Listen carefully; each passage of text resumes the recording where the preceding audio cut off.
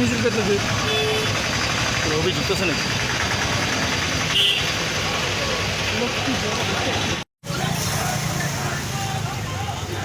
Hello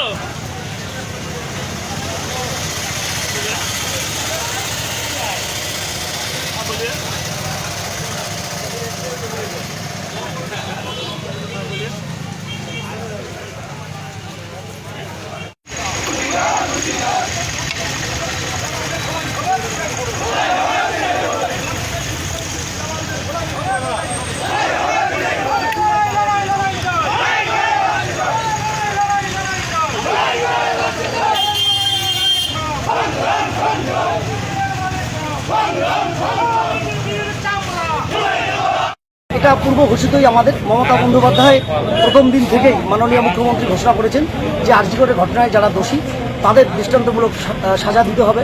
CBI দ্রুত তদন্ত করে দোষীদের গ্রেপ্তার করে ক্যাপিটাল পানিশমেন্ট দিতে হবে।